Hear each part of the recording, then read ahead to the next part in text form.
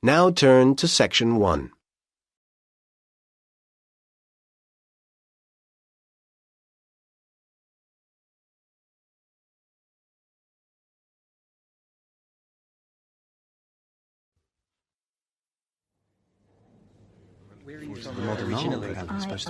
Good morning, everyone, and welcome to the museum.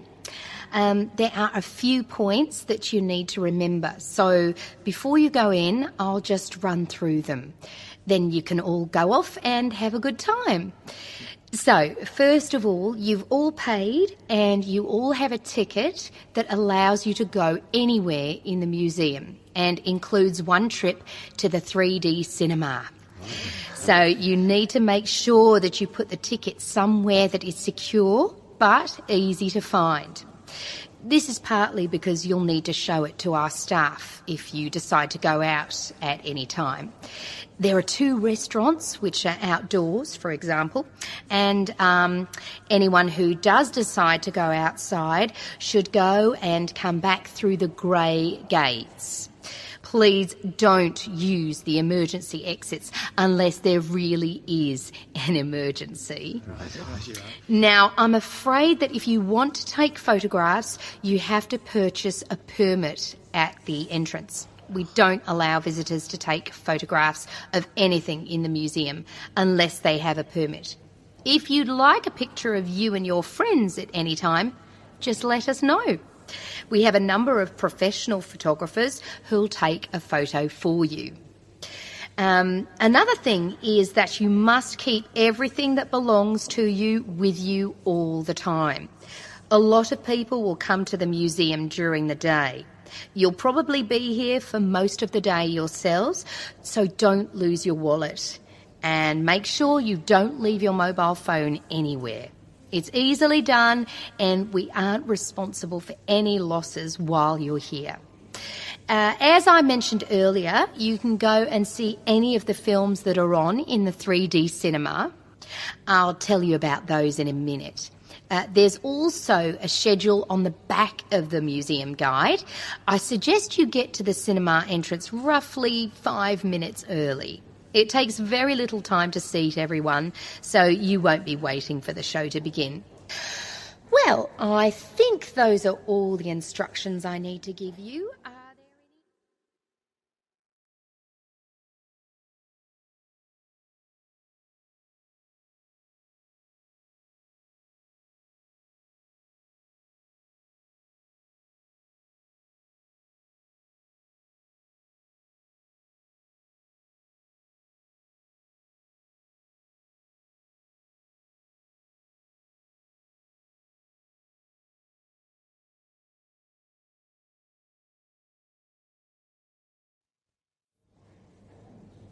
Okay, the films which are on today are being shown at different times. They're also about some amazing subjects. Let me tell you a little bit about them. The first one is called The Secrets of the Nile and starts in half an hour at 10 o'clock. It's a beautiful film and it tells the story of the journey that was made down the River Nile for the very first time, starting in the mountains of Ethiopia and passing through the Sudan and Egypt before reaching the Mediterranean Sea. You'll accompany the travellers as they explore some of Africa's truly amazing landscapes. The second film moves off land and into the sea. It's called Wild Ocean, and this one begins at 11:45.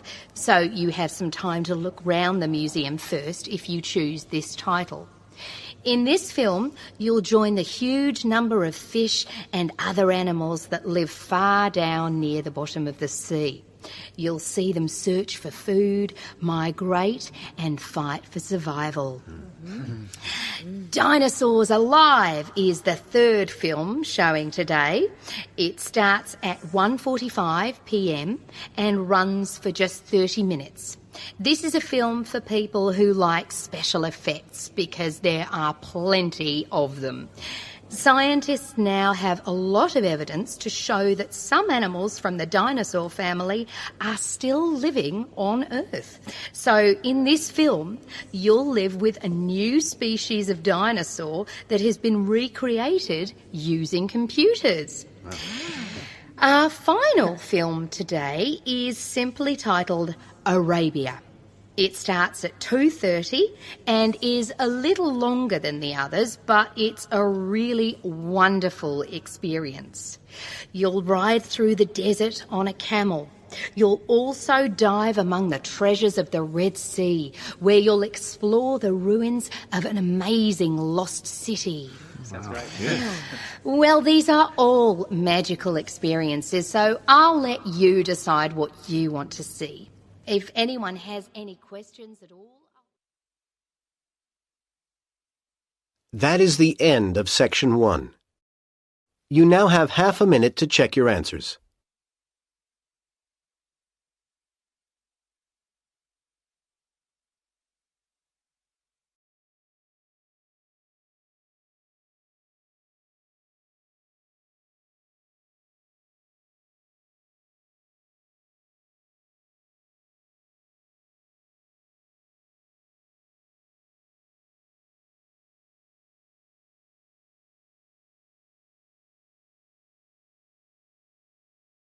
You are going to hear a talk about pandas.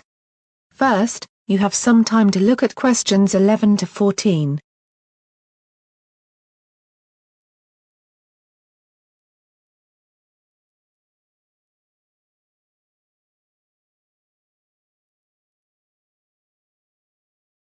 Now listen carefully, and answer questions 11 to 14.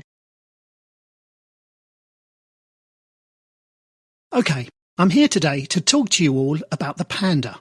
It is a species of bear that is under great threat from the damage that humans are doing to the places where they live. The panda is a peaceful animal that has a black and white coat and is loved around the world.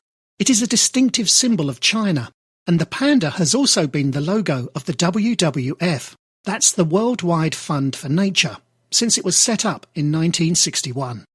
It is a member of the bear family. They live mainly in bamboo forests high in the mountains of western China. A panda's daily menu consists almost entirely of the leaves, stems and shoots of various bamboo plants. Bamboo contains very little nutritional value, so pandas must eat 12 to 38 kilograms every day to meet their energy needs. Newborn pandas are about the size of a stick of butter, so that is really small. But they can grow up to 330 pounds as adults. They are dependent on their mothers for the first few months of their lives.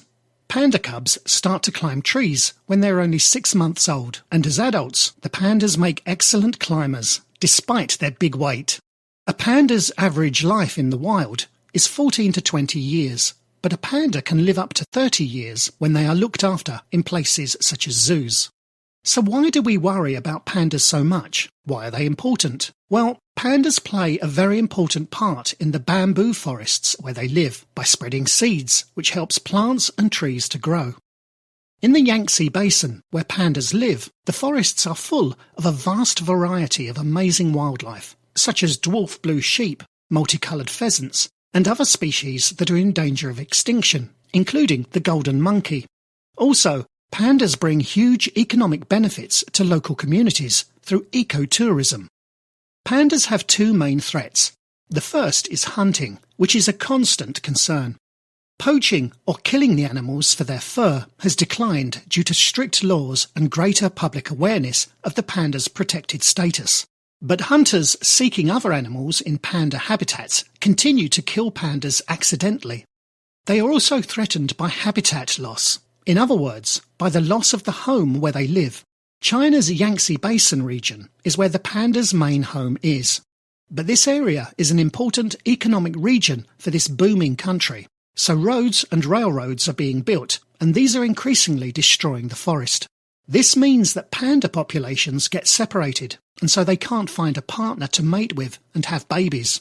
Destroying the forest also reduces pandas' access to the bamboo they need to eat to survive. Now, You have some time to look at questions 15 to 20.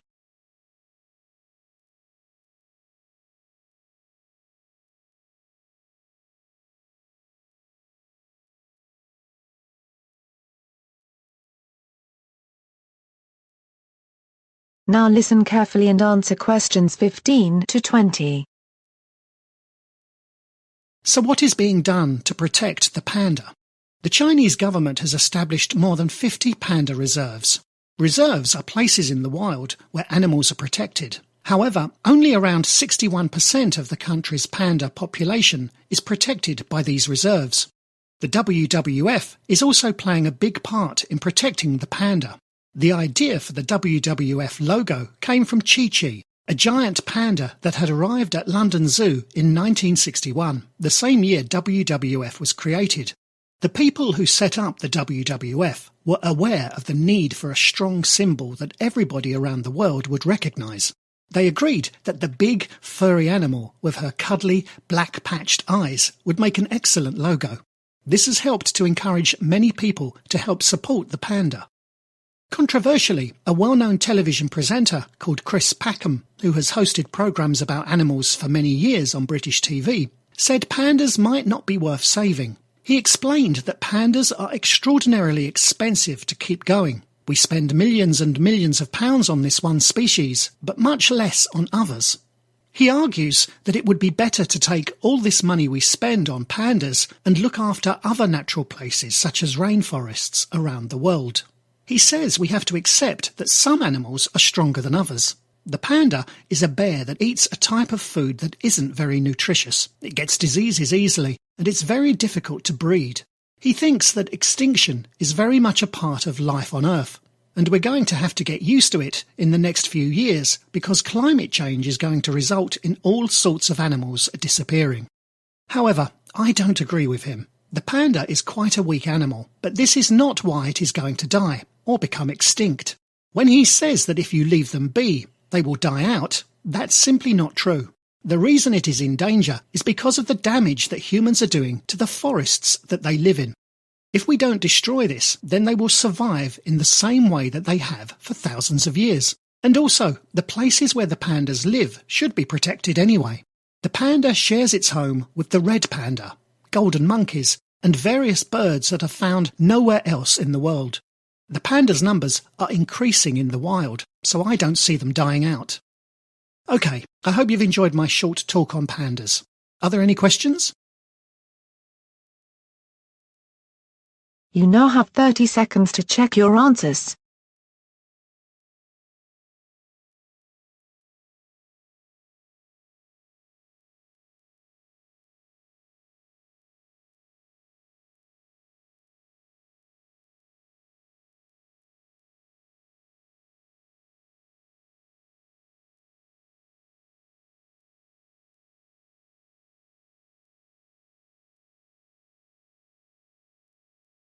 That is the end of section 2. Now turn to section 3.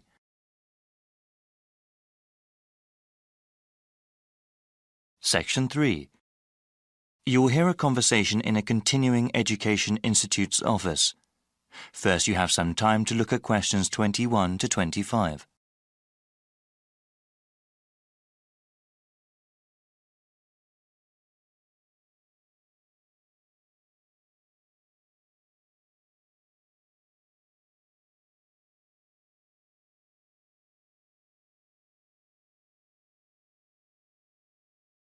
Now listen carefully and answer questions 21 to 25.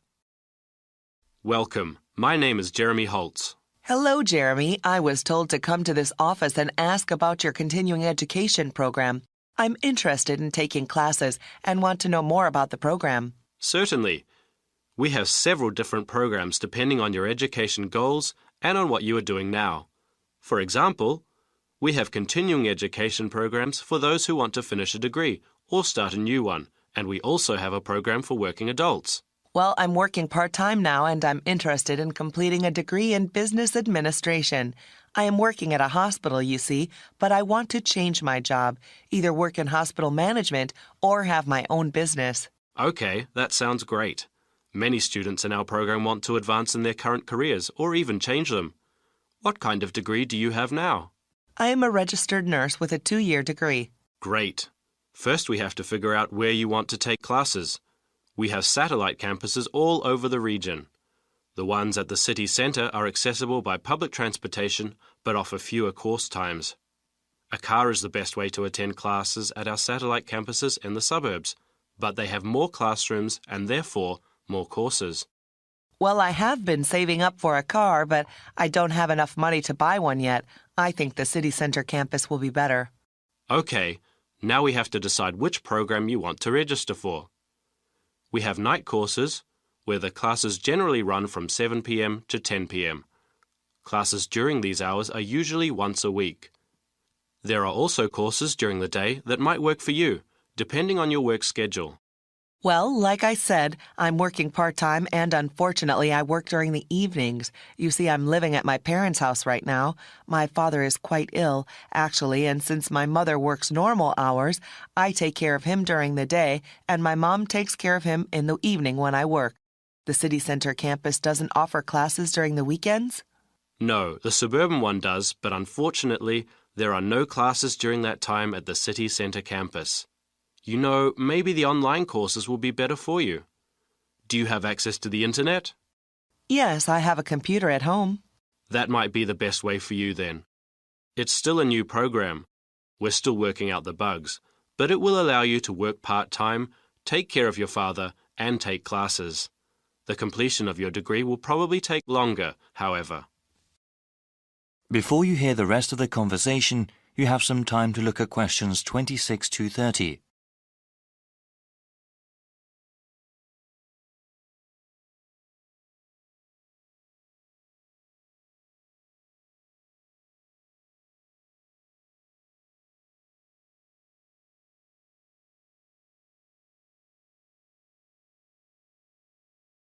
Now listen and answer questions 26 to 30. So, how exactly does this work? I'm slightly nervous about studying again. It's been years since I've been a student. Yes, it can be a bit daunting at times. Continuing your education and improving yourself are well worth the effort. Actually, before you start taking online classes, there are several refresher courses that you are required to take. What kind of courses are those? These are especially made for the returning adult student. We understand that education is just one of a number of priorities for those that take classes with us. The refresher courses teach you how to manage time and juggle between different areas in your life. Techniques like writing down your daily schedule and ways to avoid procrastinating are talked about. Also, there is one course that reviews basic study skills, like the most efficient way to read the course text, as well as basic academic writing. I think that would be really helpful for me. I enjoyed studying when I was going to school, but I definitely need some tips on how to manage my classes along with the rest of my life. Many students I've seen are in a similar position. They have to balance both their work and family life with their education. It's not easy, but it is very rewarding for the ones that finish their education all the way through. Okay, so how do I register for the classes? You need to go online to do that. I will give you a brochure with the appropriate web address. You can choose which course modules to take online. You can go through them as time allows. There is even a place to keep track of progress towards your degree. All right. Can I ask then about the cost of the online courses? They are cheaper than classes at either campus, of course. Online, you'll see a number of different ways to pay. You can pay up front for each course module you take, or pay over a number of months. The latter method of payment will probably be better for me. Are the textbooks and other course materials expensive? No, not at all, actually. With all online courses, the relevant materials are included free of charge. They are available to download after you register. That sounds great. Thank you so much. No problem. My contact information is also in the brochure. That is the end of section 3. You now have half a minute to check your answers.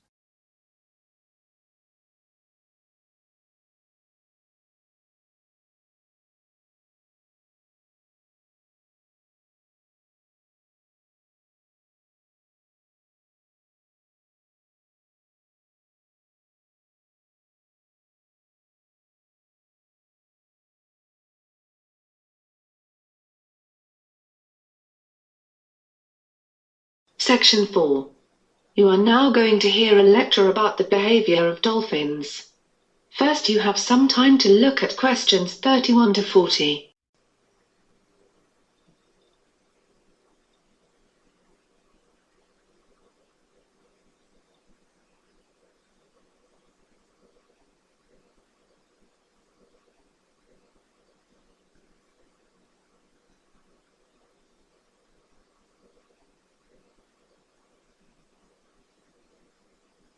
Now listen and answer questions 31 to 40. Okay, today's lecture is about the behavior of dolphins. Dolphins are mammals closely related to whales and porpoises.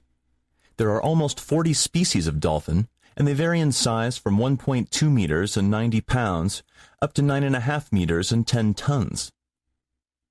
They are found worldwide, mostly in shallower seas of the continental shelves, and they are carnivores, eating mostly fish and squid. Dolphins are highly social animals, often living in pods of up to a dozen individuals, though pod sizes and structures vary greatly between species and locations. In places with a high abundance of food, pods can merge temporarily, forming a superpod, which groupings may exceed 1,000 dolphins. Membership in pods is not rigid, with interchange being common.